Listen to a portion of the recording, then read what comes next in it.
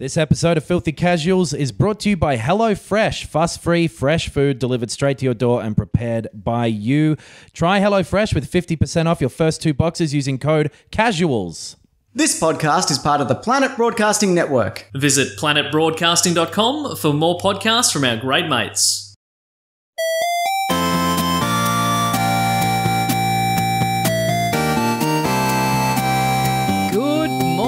Video games. Welcome to Filthy Casuals, a podcast about video games, which is hosted by 3 very kind and extremely knowledgeable boys. Thank you for joining us once again. My name is Tommy Dasilo, and sitting opposite me, it's Ben Vanel in the red corner, and in the blue corner, weighing in at slightly more than Ben, it's Big Joe Frazier.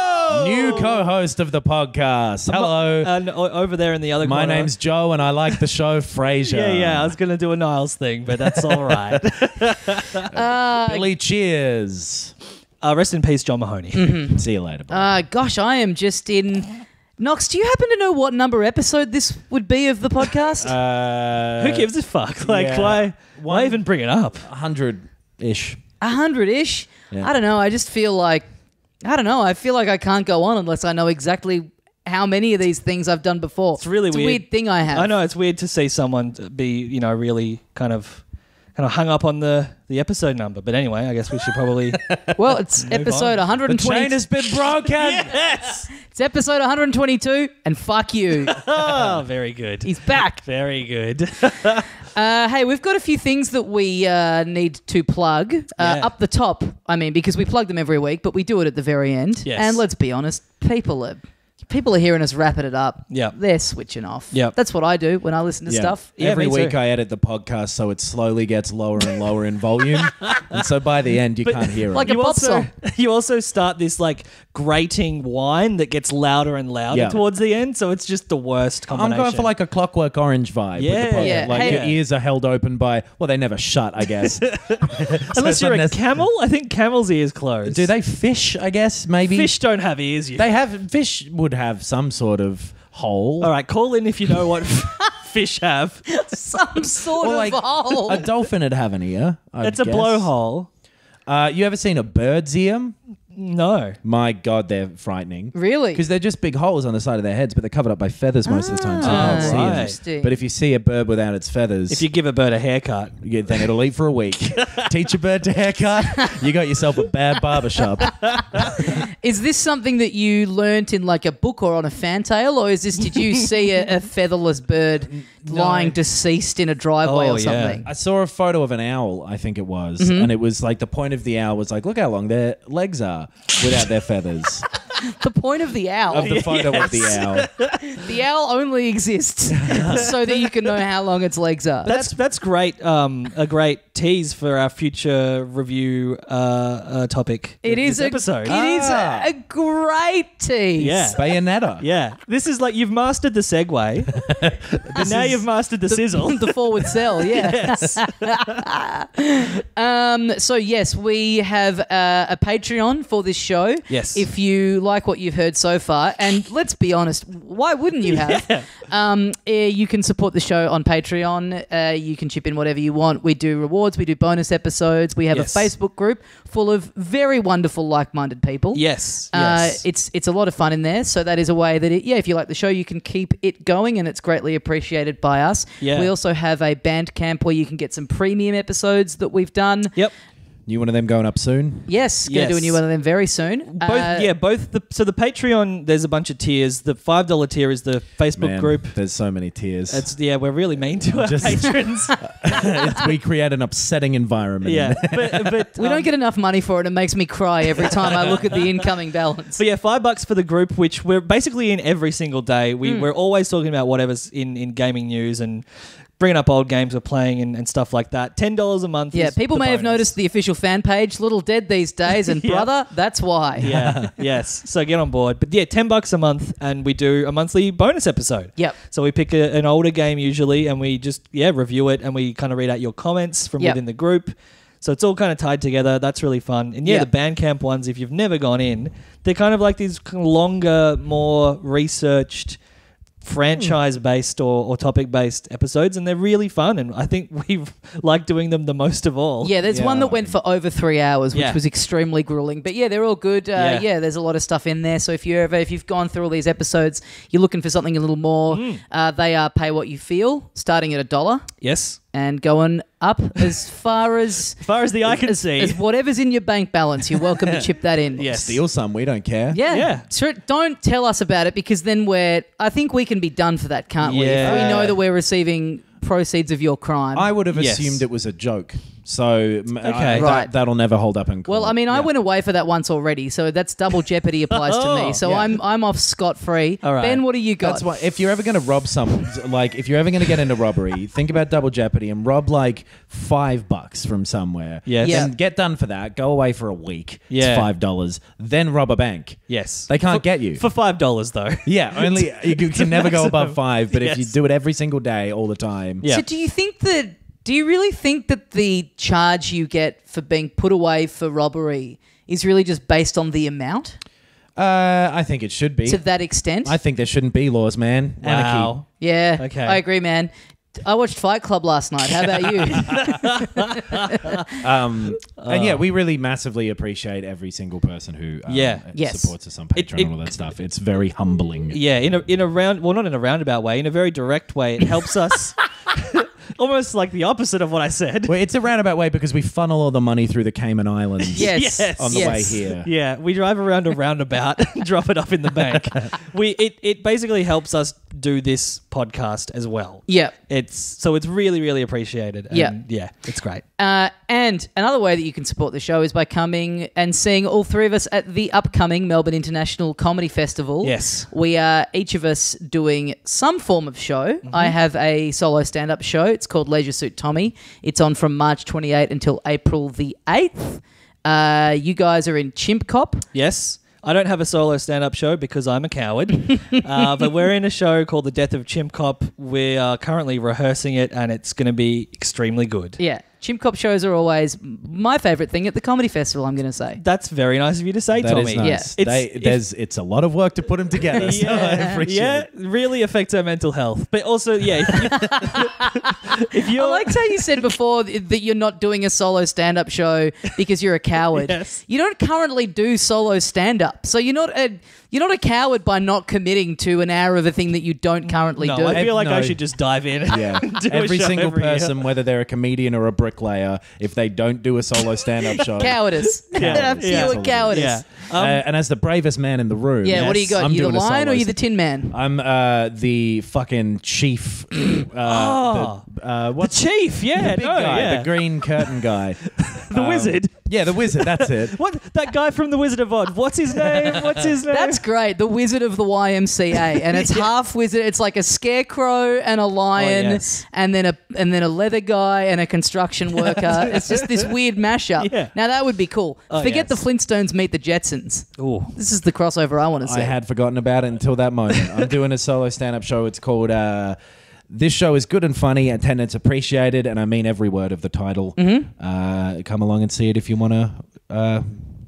If you want to. Laugh. Yeah. If you want to laugh. If you want to. Yeah. Surely that's the first condition of entry. A full stop. If you- Just if you want to. I if don't you care what wanna your business is there. what your plans show are. pity to Knox, or if you want to, there's a lot of reasons you might Want to get out of the rain. Yes. That's not bad. Yeah. It's an expensive way of getting out of the rain. Not No, saying that your it's- show is overly expensive, but there's bus shelters that are free. Yeah, but Can't argue with that. when was the last time you laughed at a bus shelter? I don't know, man. There's some pretty funny graffiti on ads these days. Yeah. I have never laughed at a bus shelter because I don't find it funny to get blowjobs. Wow. This show is good and funny. It's called Attendance Appreciated. That's cool that you saw someone getting a blowjob once at the bus stop. No, I didn't see it. I had my eyes shut. So that is all the business Yes. up the front of the show. Yes. As always, we are honor bound to go through the video gaming news of the week. Yes. We made that deal with the devil at the crossroads and to be so good at guitar. Yes. we have to be good at guitar. read out the news of the week. All right, I'll make you good at guitar, but you have to start a video games podcast. Yes. You have to do it every week, and Yeah. you have to talk about the news. Now, often doing your video games podcast, you're going to not want to talk about the news. Yes. You're going to want to plug your own shows for 35 minutes. Totally. Just riff for a while. Maybe bring up a bus shelter for some reason. Yeah. No. But yeah, bit of news this week. Out of the blue, there was an announcement that a Sonic the Hedgehog movie Blue, like is... Sonic. Oh, hell yeah. And out of the blue, like he raced past you with the news. Yes. November 2019. Yeah. Movie like how Sonic movie very fast. Okay. He movie very quickie. I'm going to hedge my bets on whether it's going to be good. So Okay. don't hog the news. Yeah. Read Damn it. it. I wonder what The- tales there'll be. Yes. And Knox had a good one, but I- he said that over it. There's 50 more. Amy, the Well, that wasn't one of the 50. movie. I hadn't heard about this movie until you brought it up before. I had no idea this happened. Yeah, well, it's one of It's those from- things where it's like, hey, check it out. This is going to be happening. No plot, no information about anything connected to it whatsoever. Yeah, like not even the company attached Yeah. to it, I think. Yeah. It's kind of funny that it's 2 or 3 weeks after they went, we're doing a Mario movie. Yeah. That's what's most interesting about Yeah. it. Yeah. Do you reckon in like 6 weeks they'll be like, hey, we're doing like a Crash movie, Crash Bandicoot's coming Yeah, we're along. doing a Gex movie. Yeah. Then, like Ty the Tasmanian Tiger. Yeah, He's great. got a film. Caveman Joe, he's hitting the big screen. Vex. Yeah, it would be great if it's we talked a few weeks ago about how the Mario movie is being made by Illumination, yes. which is the studio that did Minions and Despicable Me. Yep. It would be great if Illumination is the studio behind this as well. Ooh. Like they've just done an absolute dirty double cross. Yeah. Sega and Nintendo at the same time. Well, Mario and Sonic are buddies now. That's They go to the that's Olympics what I was together. wondering. Yeah. Is it the same company? Maybe they literally have done the same deal. It could be a crossover even at some point. Maybe they're building up at the end of the Mario movie. Like who's it going to be? Spyro's going to show up and Yep. say, "You know, there are more of you out there." Yeah. and he's got to have his Spyro eye patch on. Yeah. and then they'll do, the Avengers of platforming people. Oh, wow. Yeah, I don't mind it. Yeah. I mind it. Yeah, I would watch all of them though. I Ugh. hate that about myself, but I would go and see. I wouldn't go and see. I would wait until I could be alone in my room and watch each of these movies. Yeah. You'd have to be alone. You wouldn't want to watch it with someone else. Absolutely not. What about us, Adam? Yeah. Last people in the world. Last. Last. We're Yeah. your video game friends. I'd rather watch it with who's the most evil person in the world? Would you say Donald Trump. He's not alive though, is he? Oh, Or well, is he? alive. Okay. Yeah, I guess. Yeah. I would Barnaby watch it. Joyce. But yeah, I don't know. There's so much weird stuff that goes with Sonic that I don't know if that Yeah. makes it better or worse placed to have a movie than Mario, because like there's like comic books, there's been 2 different series, I think there's it's all been, these like, games 4. that they've put yeah, there's weird, been a lot of series. Yeah. Sorry, yeah, they have. Yeah, they brought it back. Yeah, they Yeah. did new There ones was a recently. time when Yeah. there were 2 of them on At the same time. Yes. Yes. Yep. Yeah. Yeah. And one of them is like a Roadrunner cartoon. Yeah. And the other one is like He was in the future, like cyberpunk, fucking Yeah. fighting, Yeah. flying cars and it's stuff. kind of like an Yes. adventure-y kind of show. Yeah. He really loved chili dogs. Yeah. Which was something that was never in the games, and they just went, "Oh, he needs a trait." Yeah. And that's I Yeah. believe that's consistent over the 2 different cartoon series. Really? Right. That's the one thing that they share in both. They both decided, well, look, this Wow. is a bit embarrassing. We're both doing a show about this little fucking hedgehog. Yeah. Let's just give it some consistency across these alternate universes. Yeah. Maybe that was. It could have been like a brown M&M sort of thing that Sega sent out in their like design doc. Brown Oh, M&Ms. yeah. The Van Halen thing. That was their rider to Yeah. sell the license. Yeah. You can do it, but chili dog's got to be in there. Got to be This thing chili that dogs. We've never mentioned before. Yes. You absolutely have to. Yeah. And there's so many different weird interpretations of story in Sonic in the games as well. So conceivably, if you're making a movie, you do have a bunch of stuff. A lot of it's shit, but you do have a lot of starting points to potentially kind of grab from and go, oh, that's kind of a cool place to start. Whereas with Mario, there's an absolute blank canvas. Like there's kind of nothing there. Which I don't know if that makes it easier or harder. I don't know. I think the character of Sonic is hard to make interesting because his thing is that he's quick. Yeah. And like, what do you do with that? It's like I've always found the Flash kind of boring. Yeah, totally. Yeah. Which, like, they tried to make the Flash this wisecracking guy. Yeah. But in the comics, he's like a doctor, I think. He's like a crime scene forensic doctor. So he's interested in solving crimes, and he does it like as a real guy, and then he's like this fast guy as well. Well, and then they made him like he's so quick that he can go through walls or back in time. So it's like, oh, well, that's not actually his power, is it? You've just given him a more interesting power. Yes, exactly. Any character that's kind of like too superhuman, it's hard to make interesting without there being a bit of like, I mean, Sonic is just this little guy who's really fast, and he's not in any kind of story they've gone near. He's just like, oh, he's a great guy. Who cares about it? He doesn't seem to have any like really weaknesses or like flaws or anything. He used to have some attitude. Like yes. If you get the Blu-ray of it afterwards, you should, when you pause it, it should be programmed so that he looks at the screen and starts tapping his foot after a while. It's got to be like, yeah, he can run really fast, but he can't slow down and appreciate his family. Oh, shit. Do like speed that. with Sonic. Oh, yes. If he runs any slower than 50 Sonic miles per hour. It. Yeah, he can't slow down. Yeah, okay.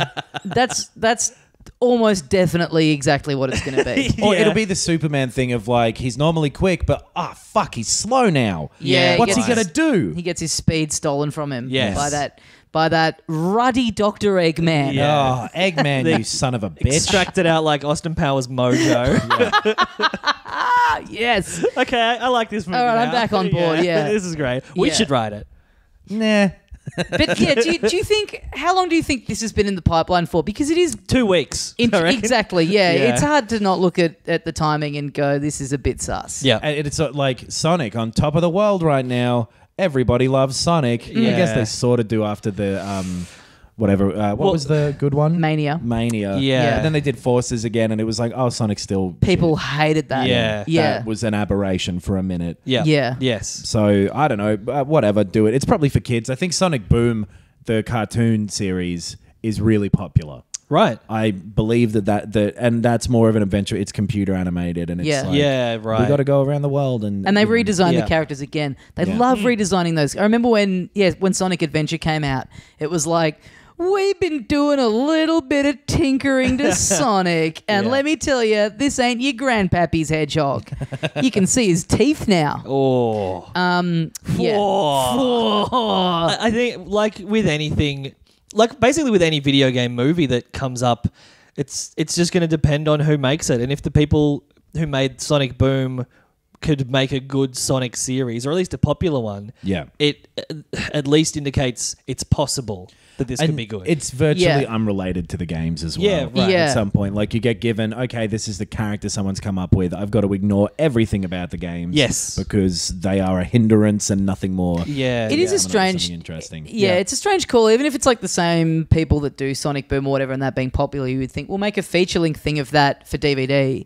Yeah. For something to be in the cinemas, you've really got to be confident that a lot of people give enough of a fuck to go along. I hope that it's not animated. I hope that it's just a guy dressed up like that. You know, like those memes that go around of like little kids dressed up as Sonic, and it looks real shitty and low rent. That would be great. Yeah. Okay. Yeah. All right. Sure. I don't know.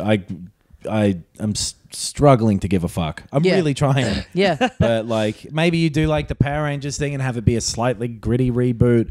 Ish. But it's a blue hedgehog. Maybe you do the Ninja Turtles thing and just like completely fuck up the way it looks. Man, if that actually would be so good if they made it, if they felt like they had to make him look like a real hedgehog, like Ninja Turtle style. Yeah.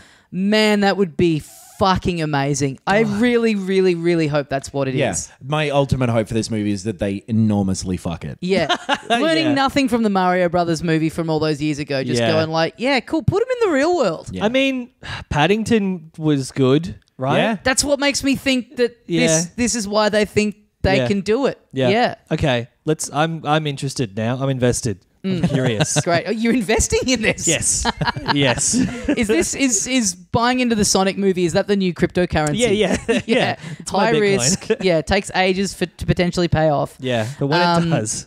Other news of the week is a remaster of Burnout Paradise. Yes. Coming Now- out. Oh, Yes. well, yesterday. Knox, you said that you loved this game. It's fucking rad. I'd never played it. So yeah. I ain't It's- never heard of it. There's a lot of online integration with it as well. I don't think I'm going to like it at all. But like just in the you see other people driving around and sort of like Journey or whatever, I guess. Or you don't have to do it if you don't want. It's a really good single player too, Right. But the online stuff is a good reason to go and do a remaster because, like, hey, everyone will be playing it again. Right. So you have an open city and Yep. you drive around and do a bunch of cool Burnout shit. That sounds like Midnight Club. Yeah, it's the same sort of thing, Right. basically, but it's Right. not at night time. Yeah, It's not. it's It's not daytime. approximately somewhere halfway between night and day. Yeah, It's in paradise. The sun is Oh, out, yes. and you just go in a loop of every intersection is your sort of missions or whatever you want to call them. Oh, yeah. So you go up and you. I really liked it where you have to go up and put your brakes on and then rev your engine to start a mission. Yes. Sick. Fuck yeah. Then you either do a race or you've got to. Go to these checkpoints, or you've got to do this cool trick, or you've got to crash into this many people and cause this much damage. That's okay. Sick. Bunch of Burnout stuff. Yep. It's very, very fun. It's very quick. Having this go up 60 frames a second should be good. When did Looking this? nicer. What did this originally come out on? PS3 and the 360. Okay, right. So Right. about 2008, Right. I want to say. Right. And it was the 21. last Burnout game as well. There hasn't been another Burnout game since. And I used to fucking love that series, and it went away. The people who made them went on to make a couple of the Need for Speed games that were all right around yeah. the early 2010s. Okay, like Hot Pursuit. Yeah, and Most Wanted, I think. And Yeah, maybe one that right. was just called Need for Speed. Yeah, I don't yeah. really remember. But I think I played those and not Burnout Paradise. Similar sort of thing, but Burnout Right. is more about speed and being reckless. Okay, and needing that speed. Yeah, man, you got to really, really hope. You've got to have a massive want in your A desire? heart. Yeah, some sort of a yearning. Okay. Yeah. Yearning for burning. I've got a yearning for burning. Out Paradise. Sick. Okay. Yeah, it's a sounds really cool. fun game. They all the DLC is going to be in this remaster, which I don't think was massively significant. There was one new sort of area they added that was the big one, but then it was just a bunch of cars and I think there were little toy cars and things like that they Ooh. made in it. But it's not more than a very arcadey racing game. Right, which I was about to say, it feels like there hasn't been one of those for a while, Yeah. or at least a good one. Not in the same strain as this. Like Forza Horizon is maybe the closest these okay. days, but they're more like Project Gotham used to be, which was like a Right. sort of different thing. Yeah. I hope that this is them testing the waters on whether or not people are interested, because I think their thinking might be, we've fucked Need for Speed. Nobody trusts that anymore. Yeah. It's become more bland and forgettable than a Call of Duty, but less successful as well. And by all accounts worse. I haven't played any of the last like 3 or 4. Right. And no positive things about them seem to be being said by anybody who matters, which is me, and I'm saying they're bad. But if this Sitting is in a very plush armchair as you say that too, which No. really adds He to... needs like a brandy, like a snifter Yeah. of brandy. It's changed Very my Winston attitude. Churchill-ish at the moment. I feel like like the guy who shows up at the end of one of those douchey ads about like take away your man card. Ah, yes. Yeah. But saying that, this is your chair. Yeah. But I ain't sitting in it. Yeah, I hope this is them sort of dipping their toe in the water to see if people are keen for more Burnout. Yeah. That's typically how these things go. Yeah, you do Yeah. easy way to low risk venture Yeah. of seeing if people are still into it, and then an announcement of a new one. Yeah. I worry that it's $40 US and $60 over here. I think that might be a bit pricey for it. Right. It's an older game. Yeah. But, I don't know what you charge. Like $20 is maybe pretty generous. Right. So- And it's, all the DLC as well. Yeah. And it's not old enough that it's going to look shitty, right? No, it'll probably look great. Yeah. Depending on how they do this. It's only coming out for the PS4, the Xbox One, and the PC. Right. No Switch version. they said we have nothing to announce about the Switch at this time. But in Okay. a very like, we're not going to do it, you fucking idiot. Yeah, How right. dare you ask me that question? We're not a bunch of babies who like casual games. Yeah. It was Yeah. real Wii U vibes off of Right. the way they said it. Yeah, right. Who makes It's it? EA. Okay. It's a weird way of phrasing it, though. We have nothing to announce. Like, of course, people are going to say, "Oh, they're just not announcing Right, it yet." yeah. It's like, just say we're not thinking about it right now. We're Yeah. not working on it right now. Do you know Yeah. what, though? The people who did make it were Criterion, and I feel like a lot of the sort of people who were around at the time this was made have fucked off from there now. Right. Okay. Right. Right. I'm not sure of my exact history with the Napoleonic Wars, but this I do know specifically. Okay. James Gronson is the lead designer. Yeah, it was... I'm not sure if they did make a new Burnout, whether it would be good or if it would be Yeah. Okay. Need Yeah. for Speed. So, but Yeah. this should be good because it was a good game originally. Yeah. Yeah. I'm Yeah. excited. Yeah. I don't mind paying full price. This is like a. Well, it's not full price. It's, it's Well, yeah, a little yeah, under. Yeah. This is a Wii U game on the Switch situation where I'd never played this, so I'm Yeah. happy to just Yeah. And you're saying Treat it like a 60, game. that's like retail price. So realistically, somewhere like a JV Hi-Fi, you probably It might get go it for under. like 50. Yeah. They usually do. They're usually about Yep. roughly $10 under the recommended retail price. I had a look on eBay today at the Ultimate Box thing, which had all the DLC that was on the 360, and that's going for about $18.50 on eBay. okay. So Okay. that's... I'll probably get it on. online for like $135.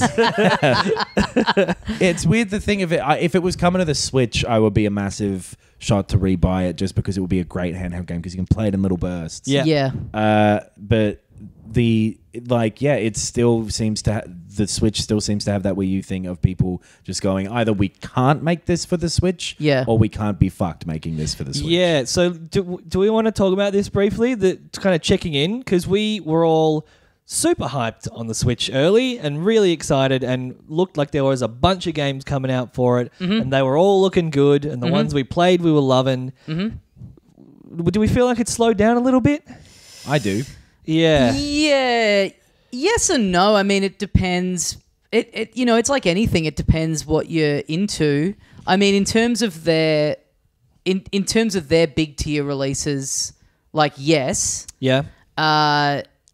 And yeah, I guess also in terms of third party, like you had that initial like announce of Doom coming out on there and, Yep. and Wolfenstein 2. Which I guess wasn't that long ago. Yeah. Even Yeah. those though, like it's the same as with Owlboy, which we're going to talk about. Like that Yep. was, it's more than a year old. Doom was when it came out as well. Yeah. Sure. It's cool if you haven't played them. Same with Skyrim. There were people going through Skyrim and like I never played Yeah. this and Yes. I'm loving it. Yes. But you can't. That just That's- doesn't interest me. That's and I also think a lot not. of other people. That's not how we judge the other consoles. Yeah. I guess and we have to we have the other consoles. We play them. I got the PS4 close to launch. It just feels a little bit light on in terms of games I want to play on it. Yeah. Yeah. Or stuff that you couldn't play somewhere else. Like I think a lot of these things that are coming back. Like Owlboy and whatever, the reason people are dipping into it now when they might not have before is because they weren't actually, not that this says anything about the quality of the game, Yeah. as interested at the time, but because the Switch is so thirsty for games. Yes. Well, to be fair, They with stand out Owlboy more. specifically, it's been out on PC. It came out on everything else. Oh, last really? week. Not Okay, just right. Switch. I didn't Right. realize that. Yeah, it's not just that it's like I see what you're saying, But, yeah. that's not a that's more about that's, Doom and Wolfenstein yeah. and these Yeah. sort Yeah. of But games. to be double fair, I owned Owlboy on PC and never played it. Yeah. So Yeah. Yeah. Stardew Valley, same sort Yeah. of thing. Yeah. Like Yeah. there's something which also speaks to how fucking cool the Switch is as like I can take this anywhere sort of thing, which Yes. does work well for me. And in terms of it as a piece of hardware, I would prefer to play any game on the Switch Yeah. over the PS4. Like the Same. controller, the layout of the interface. I love the Switch. Yeah. Yeah. I've been playing Rocket League on it, and it is noticeably worse looking, Yes. Sure. which affects that game because you need to be able to see Yep. clarity Yep. in things because you're looking far away and you need Yeah. to make specific judgments. Yep. Also, Celeste on it, I kind of wish I haven't been playing on it because the D-pad on that Pro controller is pretty shit. Oh yeah. I've been finding diagonal jumps really awkward to do unless Right. if you're using the You stick. don't use they're the fine. stick? Yeah, if right. I use the stick, it's fine. But I would prefer to have a D-pad. Yeah, right. Yeah, Right. okay. Just personally, yeah. I agree the D-pad sucks, but I haven't really used it for anything. Yeah, Yeah, it mostly I have to just say, gets yeah. used for things like cycling through your items That's the and thing, stuff people- like that. yeah. Where Yeah. it's pretty. It doesn't really matter. Yeah. Yeah, I mean, I don't know. It's a hard one because it's all subjective. Like, yeah, you saying that there's nothing, there's not many things not coming much, up yeah. that you're super looking forward to. There's a bunch that I personally am for my Yeah. tastes, and I think it's also a product of like if you have a year where you bring out a mainline Zelda and a mainline Mario. Yeah. It's like, well, any year, it's going to be pretty hard to immediately keep that going. Yeah. Like I think they just really wanted to have a big first year, unlike what happened with the Wii U where it came out Sure. and then nothing happened, which I guess potentially the problem that they found themselves now in is like, fuck.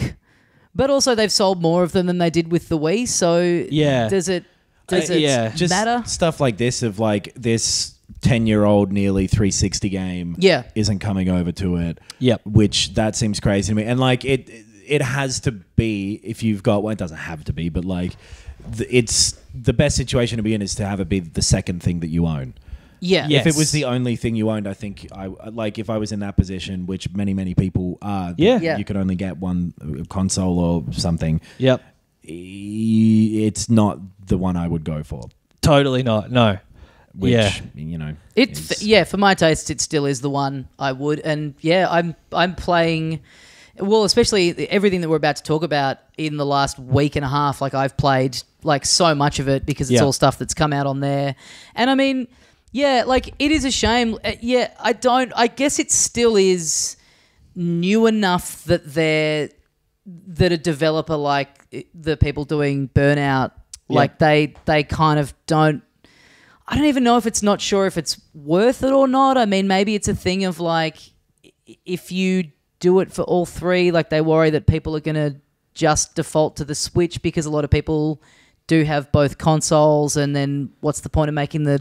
I don't even really know what it is. I but think it's that it's not powerful enough. yeah, I mean Right. that's always going to be Same thing as the Wii U. yeah. Where like that had a bunch of ports from the PS3 and stuff. Yeah. And then they kind of went, oh, fuck, we can't put anything on here. See you later. Yeah. Yeah. You get the PS2 version of FIFA this year, you know? Yeah. Yeah. I- Just yeah. quickly though, the other thing is like, it's a little bit damned if you do, damned if you don't. Like if like you saying a 10-year-old Xbox game, like if that was coming out on Switch as well, that would kind of work against it as well, because it's like, Yeah. oh cool, all we're getting to play on here is 10-year-old Xbox games. Totally. So Yeah. Like I am.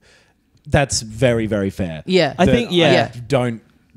actually something you've said as a criticism of it in the Yeah. past as well. Like I know, but like it's a criticism of things in general, and then if you can't even have that thing, Yeah. yeah. then like that's a double criticism, which makes two negatives make a positive. So I guess fucking love that's it. great. I was looking at the release schedule for I think it's described as 2018 and onwards. Yeah. And so I think I was doing this in the Facebook group with one of our listeners. We were kind of going through and going like, oh yeah, but let's assume that these come out this year And these don't. and these don't. Yeah. Which ones are any good?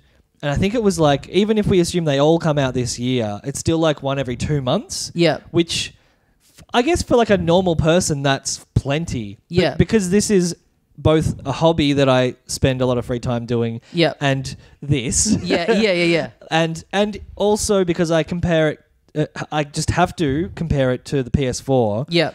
I can't ignore that. And the PS4 has a game I want to play come out almost every week. Yeah. It just feels like it's so fewer in Yeah. comparison. And it Yeah. has a bunch of old stuff. Like it has a bunch of PS2 and PS3 games. The Xbox Yeah. One is even better for that stuff, where it has a Yeah. fuckload of 360 games on it. That's- more original Xbox Yeah. Ones showing up. Like if I had to buy one, I would still maybe get an Xbox One. Yeah. Because like the Game Pass thing is cool. It has most things come to it. There are a few exclusive on the PS4, but it's also the cheapest one. Yep. Yeah. There's Yeah. massive positives. I think the things that you get on Xbox Live Gold, the free games, are generally better Right. than the PS4 ones, Right. but with the exception of the last couple. But like, Yeah, I don't know. It's Man, whatever you get, video games are pretty fucking fun. yeah. Unless you get one of them Ouyas. Oh yeah. Oh yeah. Oh yeah. The only thing that made me get a Switch was the first party games. Yeah. And I'm happy I did because I love to play games on it. Yeah. And that's still the big thing is the Nintendo games. Yeah. Totally. If it weren't for Mario Odyssey, I probably wouldn't have gotten one. Right. Still, Yeah, right. because Zelda was on the Wii U. Yep.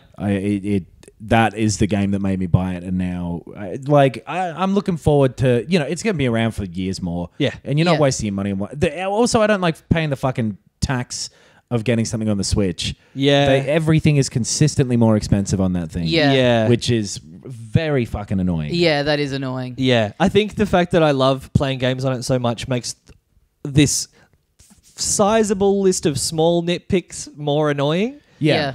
But yeah. I mean, yeah, for me, like someone who went in on the Wii U day one and was just burnt by it, Yeah. like coming at it from that perspective, I just can't imagine having anything to complain about of having the Yeah. year that we had last year, and even knowing that we have like a Mario Tennis that looks really cool, Yeah.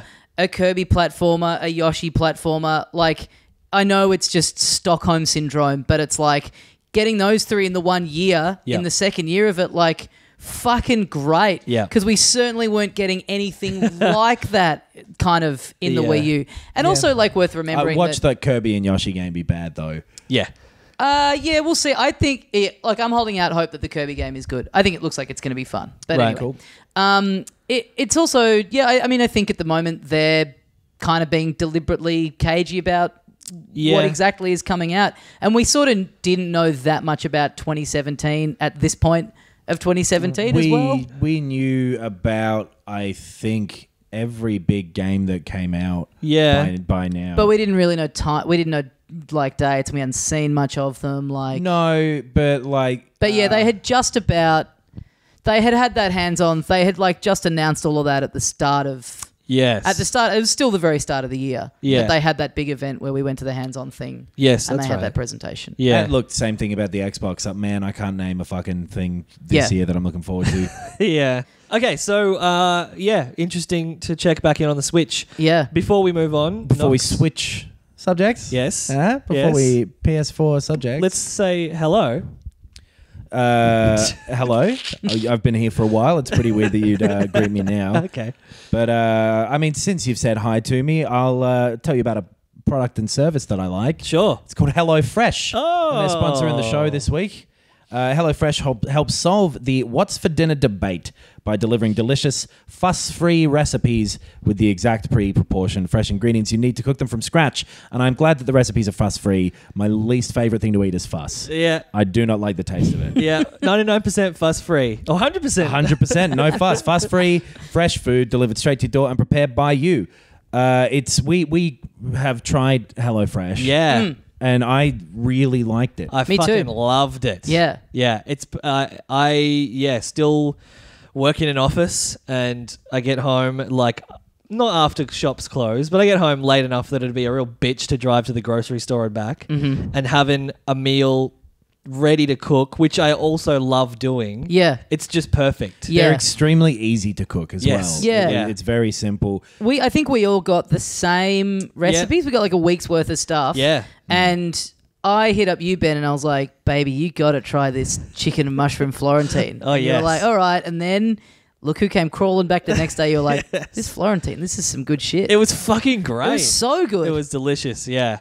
And it was enough it was sort of like proportioned out so it could be for 2 servings or 4 if you add a few more like basic staples. They gave us enough for 4, I believe. Right, Yeah, right. and then you could halve it. So it's one of those, when you subscribe, you get your choice of Yep. how many. But and when they say like 2 portions, they're good portions. Oh, yeah. Yeah. Yeah. There's a bunch of different options. Some examples would be the classic box. Whether you're a pescatarian, flexitarian, gluten or dairy free, our classic box has recipes that'll satisfy every preference. Nice. That's me. I love it all. You change from day to day as well. Yes.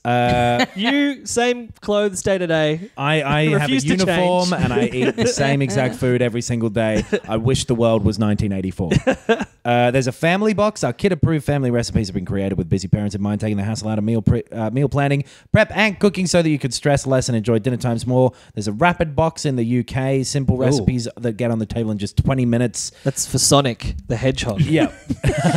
He's just chili dogs. Yeah. 10 chili dogs a week. Waiting for HelloFresh to do some branded content for the release of the Sonic the Hedgehog movie and send you chili dogs. They send you all the ingredients. They source them, all the things you'll need. They deliver them pre-measured in an insulated box to keep them fresh if you're not in. Yep. Which Step-by-step happened to me. Yep. I was at work. Was on my doorstep. Took it in. Beautiful. Cold. Fresh. Beautiful. Simple step-by-step recipe cards. Gluten-free, dairy-free. They got all sorts of options. You can do it for families. You can skip a week and pause your subscription or cancel it at any time. Nice. If which you go is on holiday or something. Yeah, or if you just don't feel like it for a week. Yeah, that's true. You can just pause it. On a hunger strike, perhaps. Yes. Yes. Zero food waste. Not much packaging waste either, which is good. Yep. Yep. And so all the recipes are created, tested, and reworked by their professionally trained team of in-house chefs. Nice. So deliciousness is a guarantee. Fuck yeah. Not like all that other food you get where they're like, deliciousness, not our priority. Yeah, No. we don't really it's care. full of fuss as well. And worth really labouring this point. If three fuck-ups like us can find it easy to do, that Yeah. speaks absolute volumes about the ease of preparation. For a normal person, you'd glide through it with your eyes closed. Yeah. It is like it's specifically made for dumb guys like us. yeah. We've measured it out for you. We've got the recipe right there. Yeah, If it's this were- like a really nice attitude of like someone who lives with you who knows you suck, but they're like happy to do it. Yes. Yeah. Yeah. If this company existed like in the 90s, the TV ads would have been like, the wife sort of, facing the camera, hubby's in the back, his head's on fire, Yeah. The husband- shit's just pouring out of the cupboards. He's holding like 60 eggs and they're all full, and a couple of them like hatch in his hands and the chickens fly away. Boy, he's really fucked up. Yeah. You can try HelloFresh if you want with a 50% off your first 2 boxes if you use the code CASUALS. So if you go to HelloFresh and you put in that code, you get 50% off your first 2 boxes using the code CASUALS. Yes. Which is a good thing. My mum genuinely is getting this now. Oh, nice. Off the back of... We should be able to go down and eat half the meals then. Why? Because it's 50% off. You can stay the hell away from my house. Wait, she hasn't My subscribed. parents' house. I don't live there. No. Well, But you found also out. you also do want him to stay away from your actual house. That's been I made want him very to stay away clear from in the past. anywhere that I am. yeah. Yes. So this has your mum got? She hasn't 'cause I signed got up it yet, sent has down. she? Well, I hope not, because she can use the code CASUALS. Now, where's the code CASUALS come from? It's the name of our podcast, half of it. They use 50% of our name to get 50% off. Well, that's how you remember it. Yeah. So try HelloFresh, 50% off your first 2 boxes using the code CASUALS. Would have loved it if they'd gone with the other half of that. Go to this food website and enter the promo code FILTHY. It's almost like true. they've specifically chosen not to do that. That's a good point. Yeah. I only just dawned on me when you read that out before we started recording. I'm like, everyone else just uses filthy. Why have they said casuals? Yes. Because it's casual cooking, baby. Yes. Use the promo HelloFresh. code dirty rotting food to get 50% off. You won't get any money off. Use the promo code CASUALS. Yes. Promo code CASUALS. HelloFresh. Yeah. Hello, operator. Give me number 9. Man, do you script these? Number 9 of what? It's the 9th review that we do this year. Oh, shit, dude. It's not, but hey. So, yeah, a few things to talk about in terms of reviews. Now, like I said, I've been playing 3 things over the last week and a half on Yes. the Switch. So, yeah, for me personally, it's been a busy week. Hey, I also have played 2 games on the Switch. Hell yeah. I've played 0 games on anything. Well, Actually, that's not true. I played some more Vice City Oh, yeah, right. on the PS2. Still okay. Cool. cool. Is it still Vice City? It remains Vice City. All these years later, it's still Dre. Now, I talked about it a bit a little while ago after playing the demo, but Dragon Quest Builders Yeah. came out, I think, about 2 weeks ago by the time people hear this. Yep. On the Switch. Sorry, it's been out on the... there it is again. Yeah. PS4 There it for is about again. A year and a half, something like that. Yes. Yeah. Yes. And yeah, I continue to really love it. I went in on the demo thinking that I wouldn't care for it at all, but just Yeah. felt like I should put, well, it's there, it's free, I'll give Yep. it a quick crack. and it kind of immediately won me over. I spent the better part of a weekend playing this just after it came out. So it is a Stardew Valley, Minecrafty style building, foraging, crafting game. Yep. But with more of a quest to it and more of a deliberate objective. So there's always someone in your little base who you can go and talk to, and they'll say, hey, what if we made this? Go off there and you'll find the materials here. And so you go off on a little, have to go digging, find the materials, bring them back, craft the thing. Yeah, just because this world is the concept is that everybody's forgotten how to build anything. Yes. The fact that they can stand in the village and go, yeah, these are the materials you'll need, and just do it over there. I don't believe them for 5 seconds. This is like a compo claim. They're just like, yes. Oh, I fucking you go do it. I've forgotten. I've absolutely forgotten. Yeah. Anyway, here's the exact number of everything that you'll need to make it. Yeah. I'll just stand here and wait and watch you do it. Boy, well, I haven't finished it yet. I hope that's some kind of twist ending where he just goes up. People were just taking the piss. Yeah, Ashton Kutcher comes out. We punked you, bitch. But in a very constructive way. We're not doing the angry punks anymore where we burn some down. Literally constructive. Yeah, these are friendly punks where we end up with an orphanage afterwards. Yeah. The interesting thing about it is that so you don't need to know any. It kind of has nothing to do with Dragon Quest. Like that, you don't need to know anything about. It's its own little self-contained thing. Yeah. But the very start of it, which I thought was interesting, it's an alternate universe. It's based on the idea of an alternate ending to the first Dragon Quest. It's the bad ending. In the game, yeah. Right. Yeah, right. So where you can choose whether to side with this big villain or not, and you in the game are meant to say no, and this is the world where you said yes, right. and you were going to rule by his side, but then he just fucked you over and plunged the world into darkness. And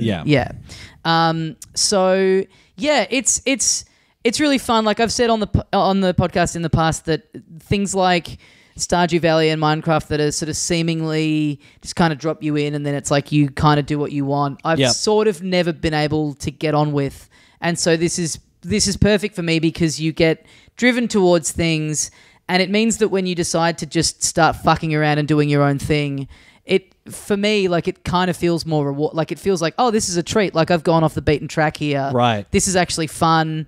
You know that you're meant to be doing other stuff.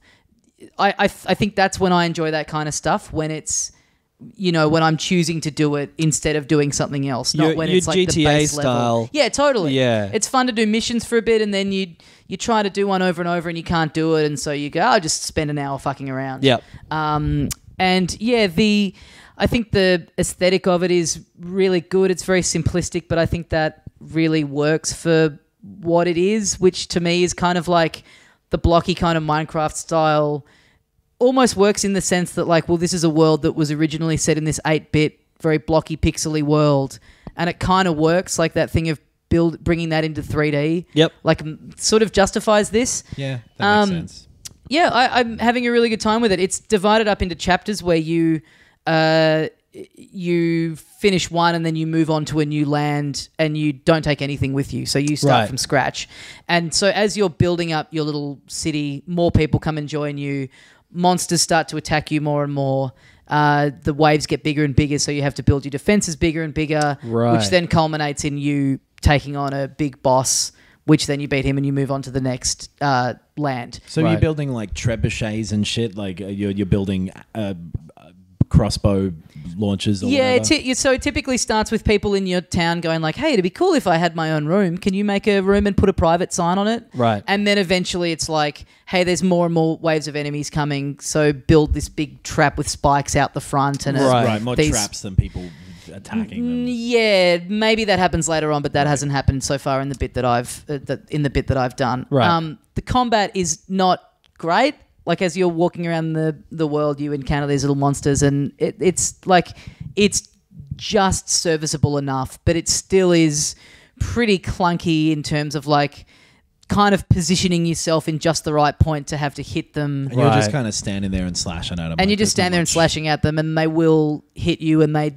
can do pretty significant damage. So you sort of have to constantly be kind of like hitting them and then quickly running away and going around behind them. Right. But there's no rolling. There's no rolling. There's no shield. Yeah. It's literally just hack and slash, and it feels like in deciding to make it fundamentally about building, the combat has kind of, they've had to make a choice, and combat has kind of fallen by the wayside. Right. It became particularly tough when I was fighting the boss, where like you have to put bombs at his feet, and it kept not being able to register the exact distance, because everything is on a grid, everything is on these blocky grids. Yeah. So putting the bomb down, it's like, oh, there's not enough space there. It's like there's heaps of space there. Like, Right. So it felt like that was a little harder than it needed to be, purely because of the mechanics of the combat. Not that it meant that, like, it doesn't make it impossible to do. It's just, and this is also a thing that, so there's a sequel coming out this year that I really hope that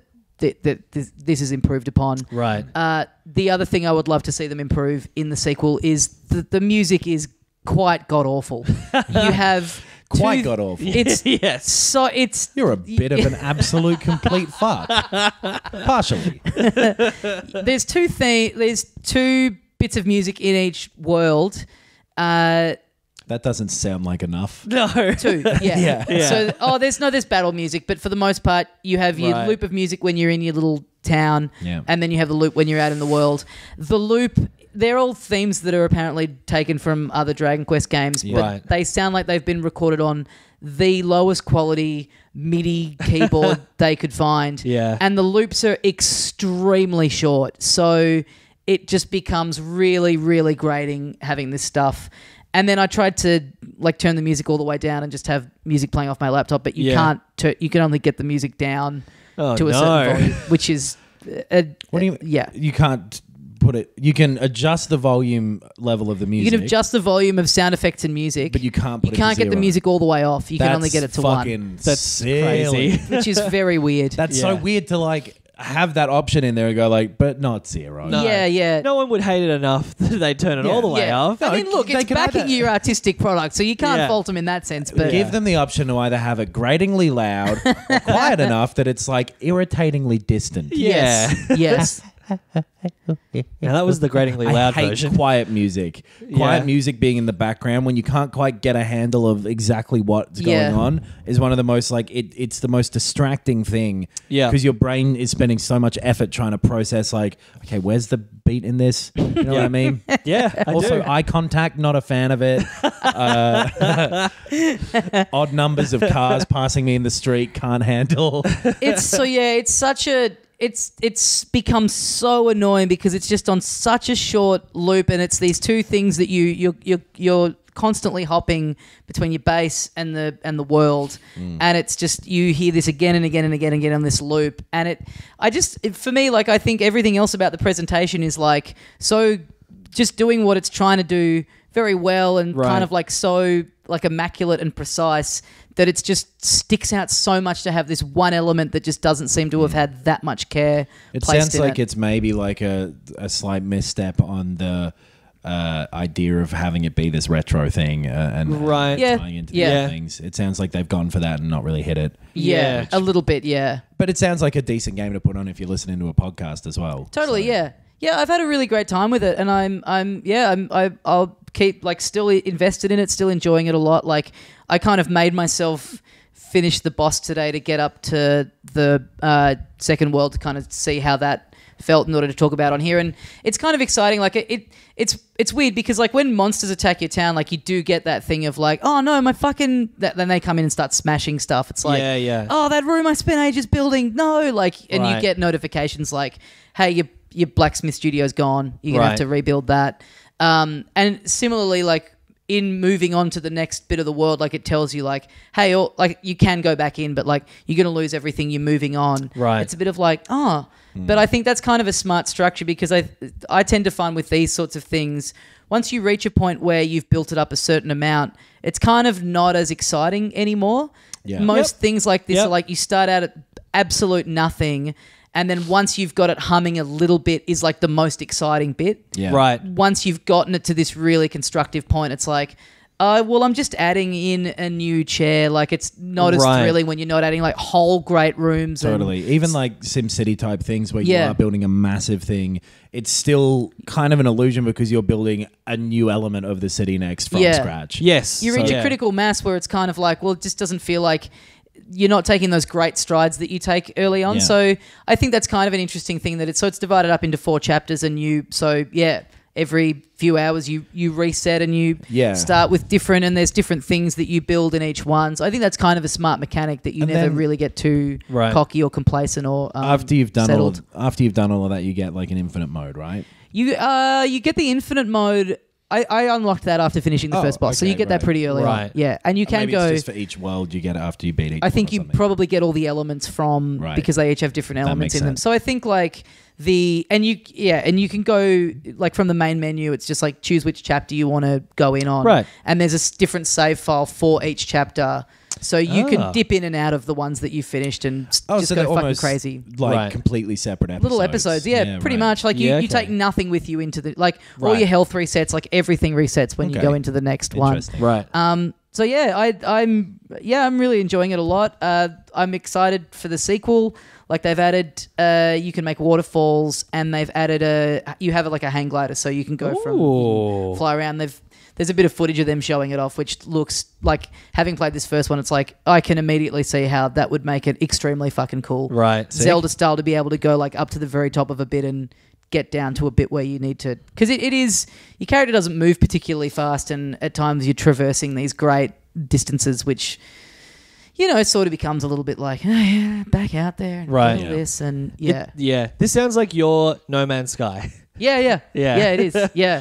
And just like the couple of times I've played games like that, like the thing that I've been hankering for is just a bit of, I want to be able to sit down and just be do nudged 3 of these and- little objectives and get through it. And so, I was put off by from going in on it initially by the fact that it's Dragon Quest themed, which doesn't have any effect over it whatsoever. Right. If you've never played any of those games, which I haven't, and also the fact that it seemed very Minecrafty. Yes. Which like visually, yes, it does, but it doesn't. It's a JRPG. It's a simplified JRPG with this as the core thing of it. Yeah, for the first half of you talking about it, I was thinking like, for anyone who has played Minecraft, this sounds like someone explaining Minecraft, the most popular game in the world. Yeah. But obviously, there's a lot of other stuff that The make direction is a big thing, because that was the thing with Minecraft that, like, when I tried it, made me go, "Oh, this isn't for me." 'Cause, Right. like, you go, "Oh, I guess I'll build a castle." Well, that was boring. Yeah. Right. I'll Yeah. walk out down this mine. This sucks. And I don't get Minecraft. Minecraft, Yeah. because Minecraft still doesn't. Not me. Does it have direction? Because this is like A you little make bit. these rooms and you get points, and your base has XP. So Right. the more Yeah, that's rooms right. you put in and the more furniture you build and all that kind of stuff, that levels up your base. That makes your people in the town. I think it makes them more powerful, so that when you're being attacked by Right. so you sort of, even when you're fucking around, like you have incentive to fuck around, because it's like it's all these kind of it's Minecraft, but with like everything has some kind of RPG element attached Right. to it. Yeah, Minecraft has like a tiny bit more of that stuff now, but it's mostly still Mostly still just the open. joys. And I think it's more about doing all the multiplayer things Right. for people. Right. Yeah. But I wouldn't claim to know. Okay. So you can't get me on that. Yeah, no, that's all fair. right? Get Yeah. out of here, lawyer. You are under oath. Jonathan Lawyer. My baker who never trusts me. I have a baker. Yeah.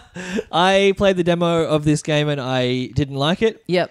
But I don't hold it against you for liking it. Very good of you. Yeah. Very big of you. I played the demo and did like it, and have the game and never played it. Right. So Right. I should do that at some point before the next one comes Yeah. out. So I think it's definitely worth it if you're, give it a crack on the demo. There's a demo on the PS4 and I think, on the Switch. Yeah, You can get the demo on whatever platform you might be getting it on. I think it's on the Vita as well. Yeah, it is on the Vita, yeah. Right. Yeah, definitely worth a look in. Although, like I said, there is a sequel coming out later this year, so, not unreasonable to just hold out for that. Yep. Because I imagine that will be, slightly a bit better. Yeah.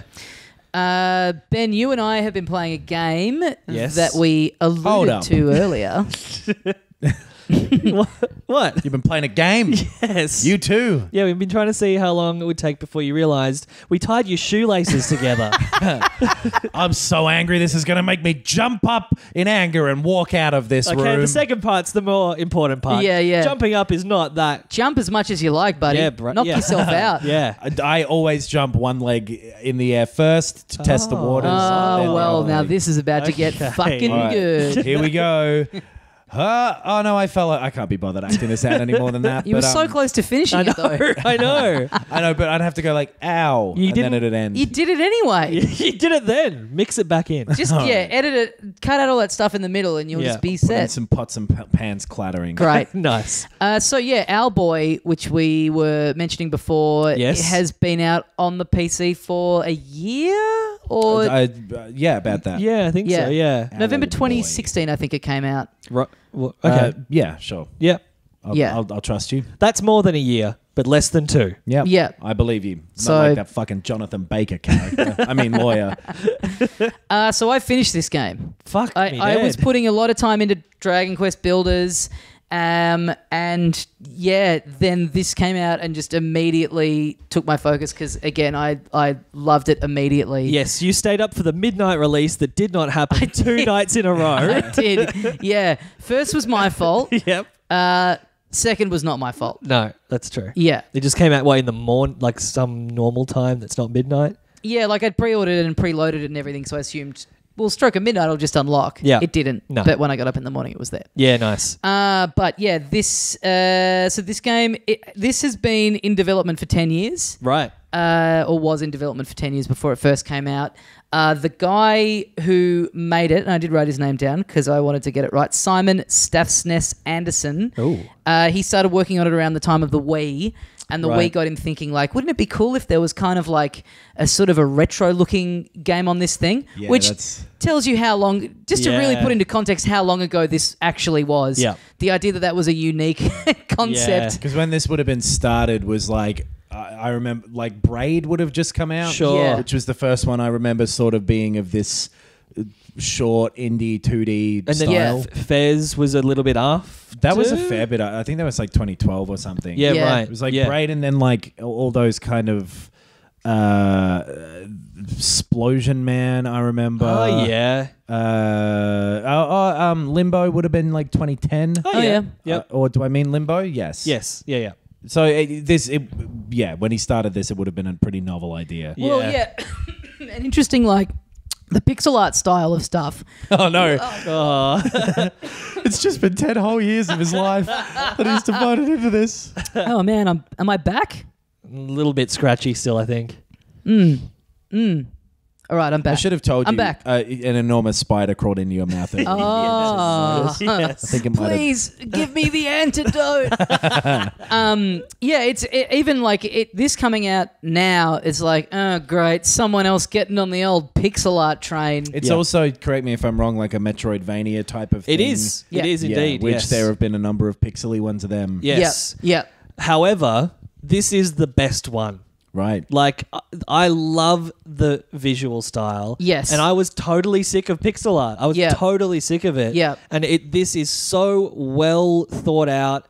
It's so beautiful. Like, it's filled with, like, warmth and heart from the visuals down to the music. And that Metroidvania style, it's just done perfectly. Like, I Yeah. played Super Metroid for the first time, 4 months ago or something? Yeah. And couldn't really get into it. This, like, just nails it in a modern way. Right. It's Yeah. and you can feel. I mean, I was. I'm gonna nail you in a modern way. Oh, doggy. I didn't know that about it being in development for 10 years when I started playing it. But then when you find that out, it's like once you're aware of that, you can feel all this time in it because it's a really Yes. small team too. There's so much attention to detail and so much like just pure like joy and like everything just nothing feels inconsequential. Like Yeah. nothing feels like an accident or like it's just been lopped in there. Like everything feels so deliberate and so precise from the Yep. character design to the world design. The story is really great. Yes. The writing is really great. Yeah. The story really surprised me in how Yeah. good it was. This sounds a little bit like Cave Story. It's Like it's coming from the same sort of vein as that, I guess. Just thinking about context of it being made. Yeah. Cave Story is way more actiony. This is a bit more. This kind of almost feels to me. I would say it's a bit more like an RPG in 2D platformer form than a Metroidvania, I would say. Weirdly, and not so much in the gameplay style, but just the tone, it made me think of games like Final Fantasy VI. Yeah. Right. Especially in terms of the story and the way it plays out and the sort of genuine emotional depth it has. Really surprised me. Yeah, you basically go into these dungeons, and then in between those dungeons, there'll be these long-ish chunks of story that just kind of happen. Yep. But they're all so well done and so interesting that you don't sit there and go, oh, great, I'm sitting through all this. Yeah. You feel so connected to what's going on. Totally. So the basic story is you're playing an owl who is mute, Yep. which I thought was really cool. Like the common trope of a lot of video game heroes that the player is in control of don't speak. Yeah. Like, Link and everything, but to have that kind of actually formalized as like his character, which people are constantly bringing up that he's mute, I thought was like a cool little touch. Yeah. You have a friend who you can carry around while you're flying, and you use him to shoot, and you basically, over the course of the adventure, you find, two other friends who you're cycling between and all kind of have different abilities. Yeah. Yeah.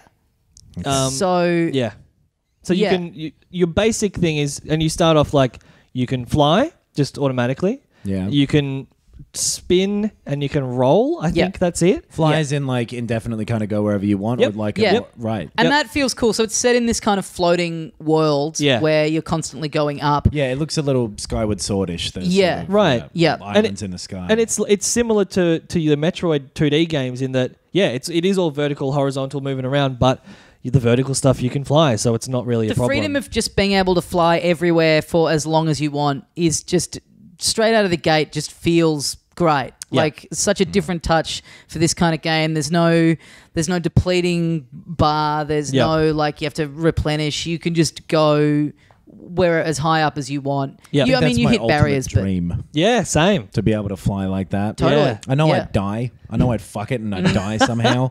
But man, I'd love to be able to fly. You'd fly too close to the sun. I think I'd probably just fly into a rock or something. Like, you'd fly into power lines like almost old Icarus? immediately. Yeah, old Icarus. Flew into a tree really fast. It really teaches you something about life, doesn't it? Oh yeah. Yeah. But yeah, the way that's kind of at the start of the game, that it is more like a normal 2D platformer for most of it. Yep. A bit of action. But then there are like these set pieces where the flying and the dashing and the moving become really integral and really fun. Like a cave is collapsing on you or something like that. Yeah, and it does a lot of things where it kind of switches up what you're doing for just a little segment. Yeah. So there's little segments.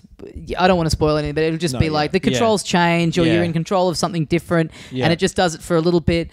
It feels like there's a lot of different gameplay styles kind of in here. Yep. There's stealth sections, which I typically am not a fan of stealth sections in games, but these are all really fun and just interesting, and it feels like they do them sparingly enough that the pace is like you come out of something a bit more actiony and then you're in this, like it never, I don't know, stealth stuff to me sometimes just kind of feels, I don't know, either unfair or just unrealistic. It's like if these people catch you, but it's like, but they can easily forget that they've seen you. There's a lot of the time with stealth when it's done poorly that you're just kind of sitting there waiting as well. Like you've just got to wait for someone to fucking walk past you. Yeah, and count to 7 instead of 6. And I guess it's maybe also the fact of like that how good this game looks, that it's like even if you're just sitting there waiting, it's just awesome to look at. Yeah, like because I've still not played this, and the anime, it seems very heavily animated. I don't know how to it seems like there's a lot of fucking animation on everything. Yeah, they've nailed that feel of like the way sprites kind of, the characters kind of bob and move around when they're standing there. That like wobbly kind of SNES looking thing that looks really cool. Yeah, the SNES, more like PS1-ish 2D games. The SNES kind of gets used as the main touch point for 16-bit retro looking stuff. This feels a bit more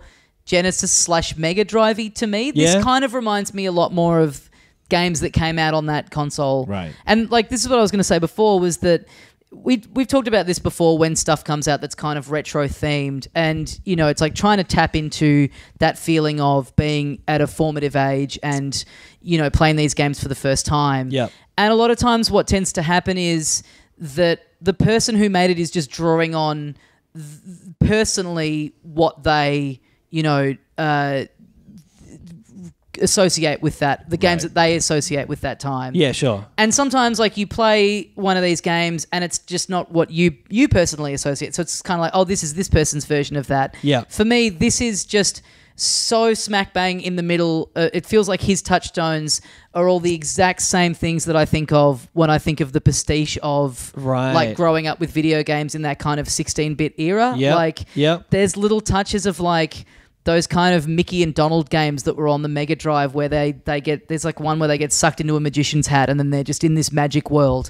Like the palette and stuff that he's chosen for it. Yeah, right. For this game are really reminiscent of that. And it's those kind of little things like your main friend Getty. Yep. He looks so much like one of the main characters from Day of the Tentacle. Like he's got the same posture and he's got glasses and it must be deliberate. Like there's a bit where there's a mountain later on that kind of looks like one of the tentacles from that game as well. Like that just feel like all these tiny little things. Like the shopkeeper, this is from a different medium, but the shopkeeper kind of looks like the turtle character's girlfriend in Rocko's Modern Life. Just all these little things that are in there that feel kind of like it's just when that feeling of like the nostalgia and evoking that kind of feeling of the retro flavor. Yeah, it always, but without sort of knocking your head. Not at all. And it registers so much harder if it's like they've used the exact same, not just the biggest level. Here's Batman, like these little more obscure things that are the exact things that you remember and feels a bit more powerful because it's a bit more niche. Right. See, I wouldn't have been able to pick out any specific influences. Right. And that's a really, really positive sign, I think. Yeah.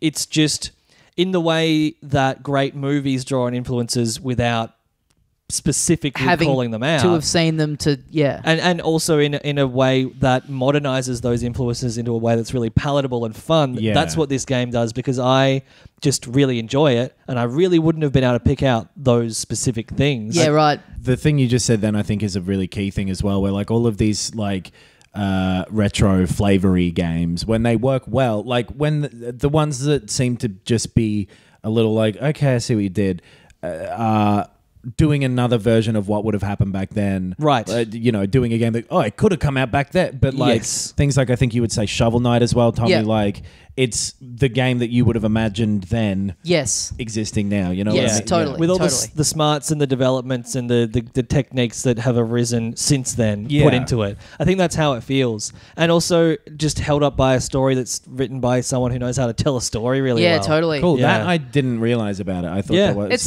it's the most surprising thing about it. And when you say that it stops frequently and that you're kind of watching stuff happen in a platformer, you would think that would be so tedious, but it's not. Like they go for a little bit, but they'd still, we're not talking like 5 minutes or anything. It's just these little interludes where it kind of, the world kind of changes in between them, like actual big stuff happens, like and just this feeling of like you being this mute and like you ending up with these three kind of unlikely friends who are on this quest, and there's this real sense of like in the way that dialogue is written, this real sense of like companionship and camaraderie between the four of you genuine eventually. Ups and downs as well, where you have gotten to like a character, that character expresses like some sadness or some regret, and you're like, no buddy, come on, like it does it really well. And the ending I wish I wasn't a frog boy. Wish I could be an owl boy. The ending is really, really great. How long-ish is this? I saw in a review that I read of it, like putting it around the 10-hour mark. Yeah. So I can't. I mean, the Switch doesn't have any kind of specific like exactly. how long you've got to wait like a fucking month, and they mail you the number. Yeah. But it's 8 to 10, I'd say. Sure. Right. Yeah. Great. This sounds good. Yeah. Really, really good. And you collect kind of coins through it, and there's a shop where you can buy stuff. Yep. And I got to the end. So the first 3 things you unlock are, I think mostly just health. Yeah. Your health bar. Yeah. It gets extended. And then I think the latter ones the more expensive ones are upgrades to each of the weapons that your buddies have. Right. I made it to the end only having unlocked one of them. So it's kind of incentive as you go through the game to get as many coins as you can, and then you'll be in the last thing powered up. But it doesn't really matter. It didn't seem to make a huge deal of difference to me. It's just like, I imagine it makes it a tad easier. Right. Is there anything to do after you finish it, or is it just like you go through and you're done? No, you restart from before the final boss, so you could go back into those caves and get all the coins. Right. Oh, you know what? You unlock a cool little thing where you encounter these little dudes, and if you find 3 of them, they then take you to a little area where there's a cannon that they shoot you out of, and it's then basically you get shot around and you're falling very fast, and you kind of quickly have to loop your way. It's like a little mini game where you're just kind of going for the highest score. Right. Right. So there's little things like that where you might want to go back in and try and get a better score on that, which seems like an interesting little way of just going, hey, it's a little thing for you. Yeah, Right. It doesn't sound like it really needs them. It's fine on its own. I'm generally like this once I've seen the credits, like,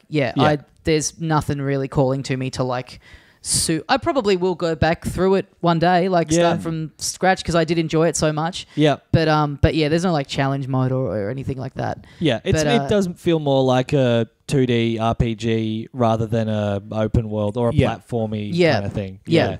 So yeah, definitely worth. Yeah. And so is that on everything now? I believe so. I guess so. Yeah. Yeah. Cool. Yeah, I would really recommend it to anyone. It's just it's a great. Yeah, just so great at everything it does. Yeah. Music as well. I mentioned it once, but it's great. It really sets the tone really well. It's like this fun but sort of epic kind of feel to it. It's an adventure score, basically. It's really good. Yeah, and it ramps up at the right time when it's like, quickly we got to get out of here, which all adds to that feel of like, you're these 4 buddies on this unlikely heroes, and it's the tempo increases, you're racing out of a thing. It all kind of just underscores everything so perfectly. Yeah. It's a ripper. So check it out. It gets the Ben Vanel, the patented Ben Vanel. It's a ripper. It's a ripper. Do yourself a favour. It's a ripper. So the final game that we have to talk about that you and I have been playing, Ben, is Bayonetta 2. Well, just very quickly before that, you played a bit of Doom with the... I meant to bring this up before when we were talking about Switch things. It's got motion controls now. Yeah, so they patched Doom on the Switch 2 days ago. Right. And the main... little tweaks, some lower res stuff has been upgraded a bit. Right. But yeah, they added motion control, more like gyro aiming. Very, very pretty much the same thing as how it works in Splatoon. So you can you're still mostly using the stick, but it's more just that finesse of and you can change the sensitivity. I've never gelled with that. Me neither. Because people who like it swear by it. I know. When I saw that it was happening, I was like, "Oh, Tommy will love this. I will hate this." Yeah, it actually. I can't do it. I can't. It feels like, and it probably just is a sensitivity thing. It feels like the imaginary line in my head between the controller and the screen is like too heavy for the it feels like I'm just wiggling it all over the show. I have no idea what that means, but I basically can't connect the motion with the thing I'm holding. Yeah. It definitely does take a while to... I'm so programmed to not move the... It kind of surprises me every time it moves when I move the controller. Like, oh, fuck, what? Even the Wii remote on the Wii where you were like selecting things on the menu by pointing at it. It was like, I'm fucking all over the shop. Yeah, well, I mean, this is like... I found the same thing with Splatoon. Like, you need to commit a bit of time to kind of fucking around with the sensitivity because it is totally down to personal taste. And for me, I don't play really any first-person shooters. I played a fair bit of Splatoon, and so when I started playing Doom, it going from that, I still mostly use the stick, but it's just that when you quickly need a little, basically, you're not having to point it at the TV or anything. The fact that you get very used to just being able to just very subtly just twitch your hand a little bit and get that little bit of extra precision that you need. Right. And because I'd gotten so used to doing that in Splatoon, when I then started playing Doom without that, it felt like this is like driving a bus, like having to like move it all the way over with the stick. It's incredibly hard to shoot people accurately if you're driving a bus. Well, you've got to be going over 50 miles per hour as well. That Sonic's going to explode. But I feel like if you can get used to it, it feels to me, and not that I have experience on the other side of this, but, you know, people who play a lot of first-person shooters swear by, you got to play it on a PC. Right. You got the mouse, you got the keyboard. This feels like the next best thing, like the next best concession to having that very quick ease of movements. And for you guys, like, probably harder to get used to because you've played a lot of them on consoles in the past. But I played a little bit of it with this last night, and it just, like that little extra control that you get. It feels to me like we kind of now have the dream of what we were promised with the Wii remote and kind of motion control, where it was so clunky and you had to point this thing directly at the screen. Yeah. The fact that it doesn't matter where the controller Can't is. be it a just sunny knows, day or it's not going to work anymore. Yeah. The fact that the controller just knows when it's moving, so you don't have to be... The one thing about Doom so far with it is that it doesn't have like a center button. So with Splatoon, if you're pointing up too much, or if your just wrist has just moved, you can hit a button and it goes, okay, this is the center now. Right. Doom, you sort of have to be... That's the thing that's always fucked with me, is at some point I end up with my hand behind my shoulder because like it's moved a little bit, moves the goalpost backwards. Right. Like the bloody Republicans, I suppose. Yeah, man, they're always shifting them goalposts. Shift them goalposts. They're very famous soccer cheats. Yes. Well, yeah, the sweet spot for me is having the sensitivity pretty far up, so it's like just a little movement of the wrist, and you can, if you've got two people next to each other, you can quickly go between the two of them.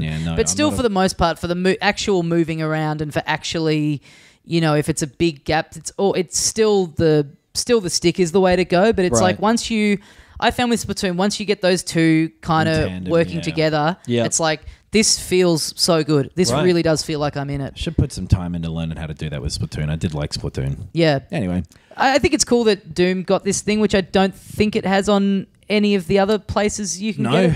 No. So I think it's like, I think that's it when in saying like stuff being ported over to the Switch, like beyond just the portability, I think something like that is like kind of a cool concession to go, okay, well, here's a little bit of it that it now does have something of getting it up to on parity with, you know, having enough benefits that it sort of matches the, you know, the big benefit of having it on the PS4 or the Xbox, which is the graphical capability. Suggests it'll be in Wolfenstein 2 as well, which is cool. It's a shame that all of the shooting in that game fucking sucked. But still. On to Bayonetta 2 on the Switch, which is of course a port of a Wii game from 2014, I think. Something like that. And Bayonetta 1 as well is out too. Yes. But they're really pushing 2 as like it's the main event one, so with 1 as an extra thing, which we can get into a bit later. But so this is... I'd always heard good things about this on the Wii U, never went in. I'm very glad that they've ported it. I'm really, really enjoying it. Yeah, it's... I guess a game that I would have played had it been on a console I owned. Yeah. I definitely like this kind of game, and I didn't play the first one either. Yeah. So I've gone in fresh, and it's really, really fun. Yeah. It is the God of War 3, I think Devil May Cry style of gameplay. Yeah. Just exactly the same. It's Platinum who do a fair number of those. Well, I guess Bayonetta was the first one that they got massive with. Right. And then like Metal Gear Rising was them and they do a bunch of games like this. But yes, it's character action games is apparently what they're called, but I think that's a stupid Right. But yeah, God of War 3 is the one that I had played, and that's really my touchstone for comparison. Yeah. And it's basically the same. It's over the top, overpowered mythical character going on a weird story, fighting giant things. Yeah. And this does it as well as God of War 3 did, which is very well. Yeah. It's so fun. It's more of a light-hearted tone than God of War 3. Sure, yes. I was talking to someone about it, and they were saying they were like just scared off buy it. They just thought it's like, nah, not my thing. It looks too intense. Right. And it does, but it's actually, the thing I love about it is that it's really very simple. In terms of getting on with, it's basically, you have 3 attack buttons, shoot, punch, kick. There are combos that you can learn, but you don't need to. You can just mash them buttons. These are like the evolution of those like Final Fight or like the Simpsons arcade game. Totally, totally. It's like a beat 'em up like that. But you then have you have an evade button. Yep. If you dodge just before you get hit, you trigger this slow motion, which then make your combos more powerful. Yep. And once you do a set number of combos, you then unlock this kind of like rush mode. You can trigger like a rush mode, which makes your attacks super powerful. Yes. So it's really, the presentation does such a great thing of like what you're doing is so simple, but then what's happening on the screen is just fucking bananas. Like that it's rush. really arcadey. Yeah, totally. It's so to the point where everything's broken into chapters, and then you get ranked and you get a medal, and it's really encouraging you to be able to go back and play any chapter at any time and beat your high score and get more gold for it and whatever. But like when you go into that rush mode, you know, rather than it just being a single punch or a kick, it's like a fucking demon's fist is coming out from the sky. It's that like fills up the whole Battletoads. screen. It's like Battletoads when you get the and the big thing. Yeah. It's that. I had your hand motion. Yeah. But just the noise of boosh, boosh, boosh. Ben was thrusting in each one of them. I kept hitting knocks in the face with my dick. But it does such a great job of making you feel like when you when you're attacking, you can kind of get away with just mashing buttons, but you do really need to watch the enemies and learn and come to know like how they look when they're just about to hit you. Totally. And it does such a great job of making you feel like once you start getting that stuff right, you just feel like a fucking king. Yeah. Like if you get on a good run where you're taking no damage, you just dodging an attack at the last minute and it going into slow-mo. It's so satisfying. So you can fuck it up even harder. It feels so good. Yeah. And like the few like RPG kind of things I've played in the time we've done this podcast where I've said, I don't really get on with the combat.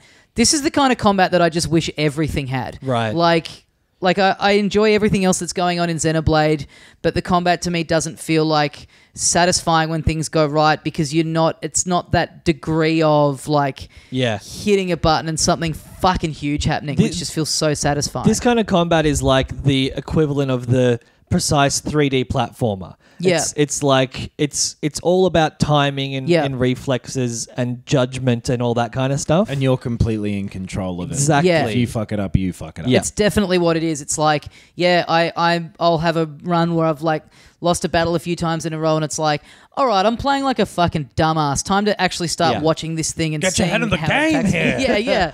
But it's always that. It's when you start losing, it's because you're just not paying attention to what the enemy is doing. So Absolutely. you just have to hang back and just go, oh, that's okay. So it does that right before it hits you, but it doesn't do it straight away. And everything else that's going on, the story, the characters is just absolutely batshit insane. It's so just crazy. Actually out of its mind. Yeah. But someone in our Facebook group said to me, just go along with it. Like I kind of was like, oh fuck, what is happening? I sort of thought, should I go and play one to start with?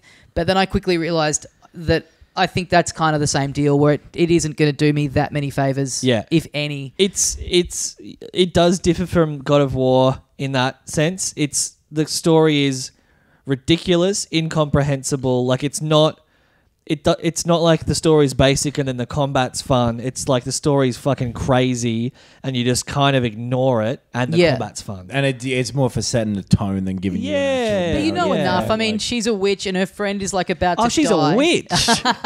Her friend is about to die and you're basically trying to get into this realm where you can that you getting in there is the only thing that's going to stop her from dying. Yeah. And the entrance to that realm is rumored to be at the base of this mountain. So and then demons are just constantly coming at you from that. It's like that's you know that you have enough. It's like, okay, I'm trying to stop my friend from dying. Yeah. And everything else fucking whatevs, bro. The start is so overwhelmingly confusing. Yes. Though. Yes, totally. But because it kind of drops you in this like prologue that you're in control of, but you don't know what to do yet. Yes. Then it cuts to an actual prologue that the tutorial is in. Yeah. So all of a sudden, then it's teaching you how to do stuff. Right. Yeah. which is kind of strange. The stuff you're saying about the combat specifically makes me really interested to see with the Dark Souls remaster, which I'm assuming both you are probably going to have a look at. Yeah. How you'll get to that, because that is sort of this is the glam rock version of that, Yes. and that is Sure. like the Rammstein version of the same thing. Do you know what I mean? Yeah, Like, right. Yeah. But they're the same thing where like if you fuck up, it's you. Yeah. They're just at different paces and have different. Zelda sort of Breath of the takes on Wild it. is in between. That's like the Kids Bop version. Yeah. But the idea of someone, like, in all honesty, like being at a Kiss concert and their mate saying to them, "You're into this. Let's go check out Rammstein next week. Yeah. You might really like it." Yeah. Rock and But- roll all night. How about rock and roll even after you're dead and when you get resurrected? I don't know enough about Rammstein. I just know that they say "du hast," which I think is German for big fun. Nice. Yeah. Fun. But yeah, Big If- fun. It's if you've been put off by kind of looking at it and thinking it looks too complex or too crazy, that's all presentation. Like, that's Yes. not, all that stuff of like stuff flying around the screen. It's like, that's not all individual stuff that you're triggering. Yeah. That's just, I mean, you are, but that kind of, you do You a don't have combo to and then all deal that with shit it. happens at random. You're not, You know what I could do without? The clothes disappearing and all the taint shots and all the weird Right. poses and The stuff. hair. Well, they're So, still disappearing. When you find out the real reason we put quiet in these clothes, you're going to feel really good. Yeah, there is a lot of that, especially in the very intro. There's a lot Yeah. of big time, It just seems unnecessary because it's not like that's all it's got going for it. Like it's not like it's a dead or alive volleyball or whatever. It's like it's a really good game. Yeah, but it's just Japanese studio, and that's Totally. It just seems to kind of be what the they do. Yeah. Japanese humor version of creepy rather than Yeah. the leery version of it. Yeah. And I will say, From having played some of the first one, I haven't. Yeah. Yeah. and at least it's like she's the main character. Like, she's very tough. Typically, when that stuff happens in games, it's like the character doesn't. I mean, it's in Xenoblade, and it's really egregious. Oh, yeah. And a lot of the times, it's like kind of this blank canvas young woman who Yep. doesn't have much going on other than the fact that she's not wearing much at all. Yep. Whereas at least with this, it's like you could read it as like, well, she's a pretty decently defined character for what she is, which Yeah. is a character in a video game. Yeah. And you could read that as just like, that's her thing. She's a confident, ass kicking. Yeah. I'm not saying I'm not saying this to be like it doesn't slightly unsettle me, because it does. Yeah. But you can, me personally, I feel like you can give this a lot more leeway than you can something like a Dead or Alive volleyball or Yeah. You can always kick ass without showing your ass. That's what my mother taught me, and I ignored her, and I've worn assless chaps every day ever since. It's really disturbing. Surprisingly enough, it plays really well in handheld mode. Yeah, right. So it's 720p on both the television and in handheld mode. Oh, that's weird. Which means that it ends up looking slightly better in handheld mode Yeah, because yeah. it's on a smaller. So it looks Yeah. it looks amazingly crisp and detailed, and there is a lot going on. But Yeah. I sort of expected to not really enjoy it that much in handheld, but it works really, really well. Because you're often in a pretty zoomed out perspective, right? Yes. Like Yeah. So Yes. that's that's good to hear. and it works. has touch controls, which I Yeah, didn't really right. bother trying to do. But I guess that's a Wii U hangover. I guess. yeah, totally. Oh, yeah. And you can play. I believe you can do these battles co-op online, All right. which seems fun. Yeah, right. And yeah, you can unlock Nintendo themed costumes, Yeah, which yeah. kind of all sort of beyond just being cosmetic. Like, you get. It kind of changes the weapon. So there's, like I mentioned before, that's one of right. the combos is like, a demon's fist will come through the air. If you're wearing the Princess Peach costume, it's Bowser's fist, Ah. which Right. looks really cool. Right.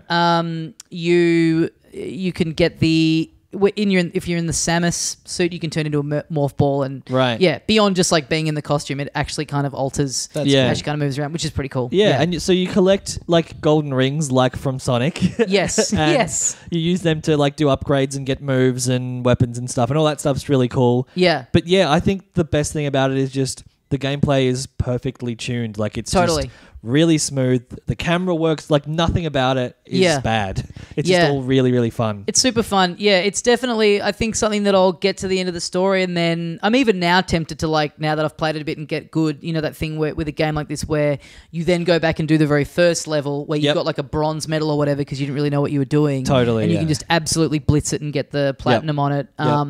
Yeah, and so there's a third one coming out that I don't think they've shown anything I think they said within the last couple of weeks that they've started proper development of it. Yeah. So, Right. like, that's a way off. Yeah. which I'm excited for now, even though I'm only halfway through this. But, you know, the fact that this is still a port and now a few years old, like, exciting to see what they do with this, hardware that isn't crazily more powerful than the Switch, than the Wii U, but is a bit more powerful than the Wii U. Like, Yeah. I hope it's the same style of game because obviously God of War is now a fucking Tomb Raider game.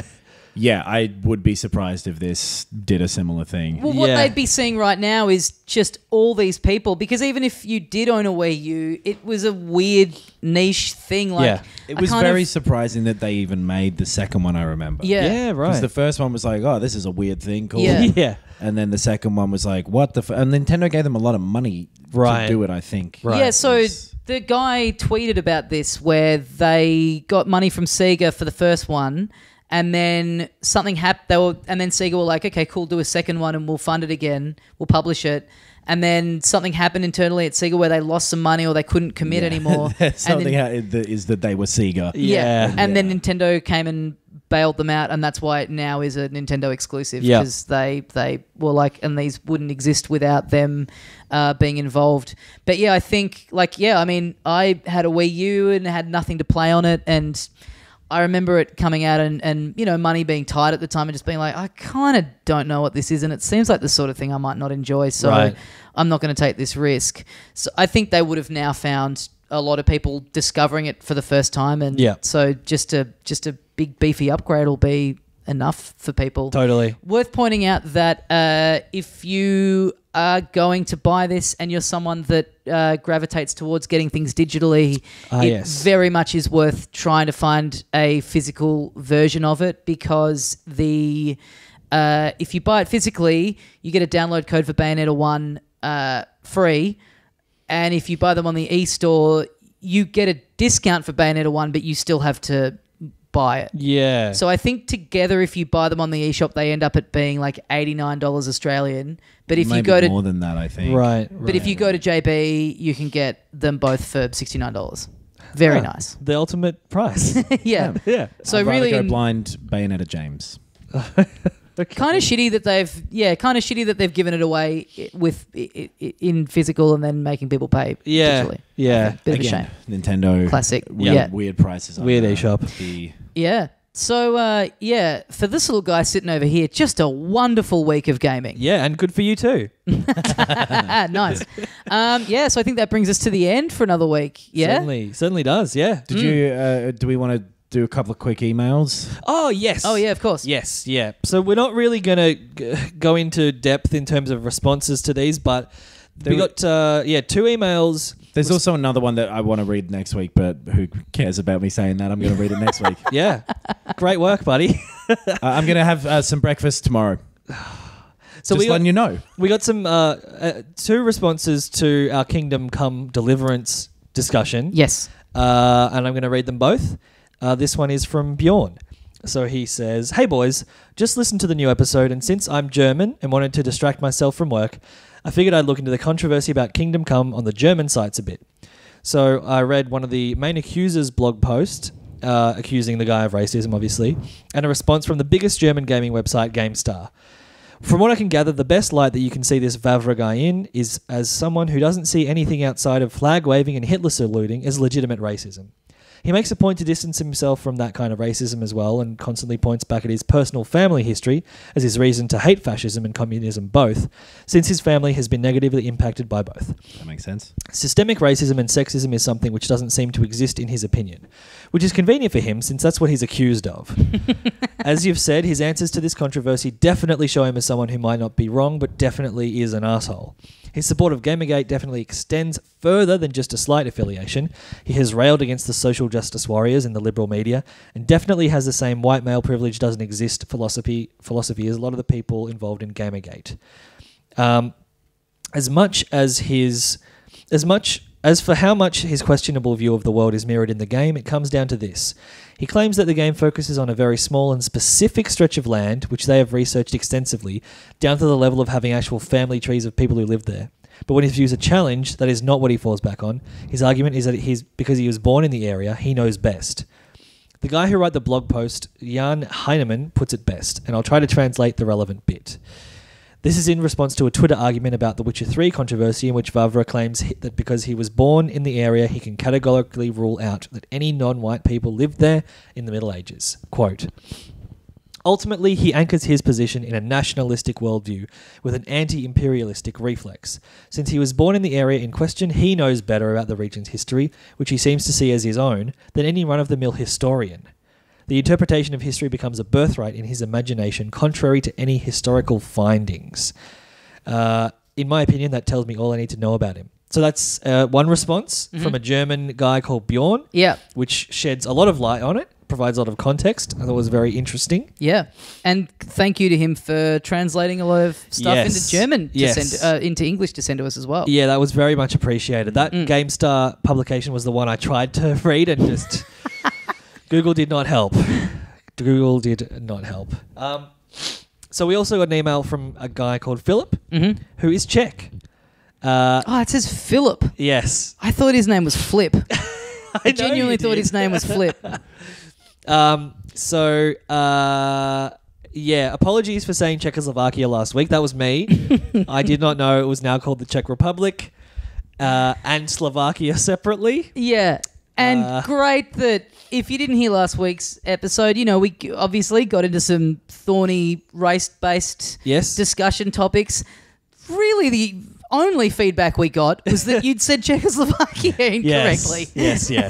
If you're going to discuss Australia for overseas listeners, Burger King is called Hungry Jack's here. Yes. And I want everyone to know that. Yeah. Same exact logo. Yes. It just says Hungry Jack's. Also, it's not called Van Diemen's Land anymore. It's called Tasmania. New South Wales is the name of just a state now, not the entire... I mean, it is there is a part of me that went, yeah, you know what we mean, fuck up. But if I listened to a podcast that talked about us being from Van Diemen's Land, I would think, for fuck's sake. Yes, yeah.